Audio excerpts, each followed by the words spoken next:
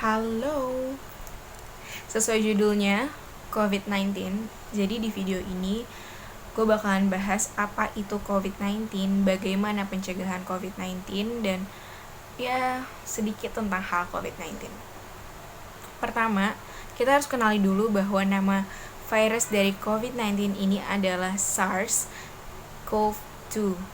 Jadi kalau misalnya kita nyebut COVID-19, ini bukan nama virusnya ya, itu adalah penyakitnya yang kepanjangannya adalah Coronavirus Disease 2019. Jadi itu penyakitnya, ingat. Pertama, untuk COVID ini gue bakalan bahas masalah hoax yang ada di sekitaran kita, karena ini penting banget untuk pencegahan. Pertama, untuk gimana kita jaga diri kita juga, itu kita harus terhindar dari hoax.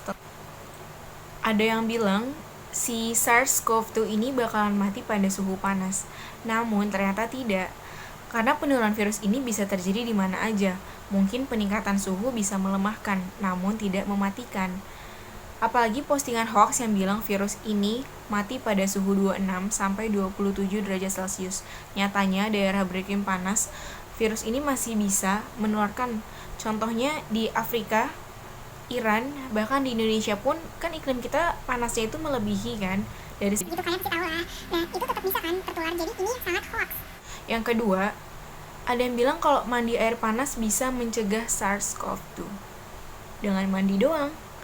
Mandi emang penting, mandi kalian juga harus mandi. Tapi jawabannya enggak, kalau misalkan mandi air panas bisa membunuh semua virusnya. Karena kita adalah mamalia berdarah panas, yang dimana mau bagaimanapun perubahan suhu lingkungan, tubuh akan tetap mempertahankan suhu inti antara 36,5 sampai 37 derajat Celcius. Yang ketiga, ada yang bilang kalau si SARS-CoV-2 ini menular melalui nyamuk. Nyamuk bisa nularin SARS. Dan ternyata jawabannya itu enggak. COVID-19 adalah penyakit respirasi. Utamanya, virus ini ditularkan melalui droplet yang dipercikan oleh seseorang yang terinfeksi ketika batuk atau bersin. Jadi bukan lewat nyamuk. Nyamuk kan darahnya diambil, misalkan dia pindah, bukan melarikan ke kita. Nah, si droplet ini tidak melayang-layang bebas di udara, dia akan jatuh bebas ke permukaan benda. Dan tidak ada bukti ilmiah yang menyatakan bahwa nyamuk bisa menularkan SARS-CoV-2. Seharusnya kita perlu khawatir DBD daripada COVID-19 ini. So, karena droplet kebanyakan langsung jatuh ke permukaan benda, tangan kita menjadi paling beresiko terpapar virus tersebut daripada hidung dan mulut. Keempat, ada yang bilang kalau hand dryers atau blower dapat membunuh virus. Dan itu adalah statement yang ngaco. Kenapa? Karena hand blower tidak akan berdampak apa-apa terhadap virus, malahan beresiko menyebarkan patogen-patogen lain pada paparan lebih luas akibat angin yang dihasilkan. Sampai, apakah kalian paham sampai sini? WHO saja merekomendasikan penggunaan paper towel atau tisu kok daripada blower. Jadi lebih baik kita kemana-mana harus bawa tisu ya. Kelima, ada statement hand sanitizer tidak membantu melawan virus. Nah, Hand sanitizer tidak membantu melawan coronavirus. Jawabannya nope.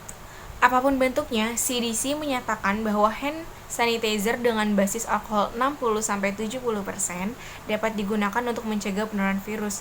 Ingat, syaratnya harus 60-70% ya. Tidak lebih atau kurang. kenapa kok nggak boleh lebih dari 70%? Bukannya semakin tinggi semakin kuat? Jawabannya, semakin tinggi kandungan alkohol, semakin sedikit pula airnya. Artinya alkohol akan mudah menguap dan bertahan singkat di permukaan kulit. Selain itu, daya iritannya lebih kuat sehingga memicu iritasi. Itu beberapa poin tentang hoax yang ada di sekitaran kita, dan kita harus aware tentang itu. Selanjutnya, kalian juga harus tahu gimana caranya jaga diri kalian untuk tetap terjaga dari si COVID-19 ini. Yang pertama, bisa dengan mencuci tangan secara teratur. Misalkan kalian abis dari luar rumah atau misalkan dari berpergian, itu kalian harus langsung cuci tangan. Kalau kalian habis memegang sesuatu, terus misalkan mau makan atau mau apapun, memegang daerah muka terutama, kalian harus mencuci tangan dulu.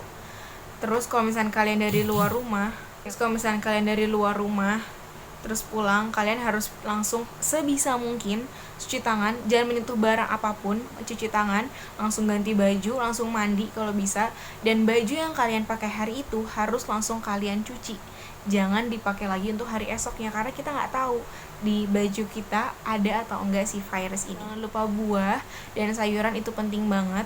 Terus kalian juga harus minimal olahraga yang mengeluarkan keringat. Kalian bisa lakukan di rumah, contohnya dengan senam lantai atau jogging kecil seperti ini.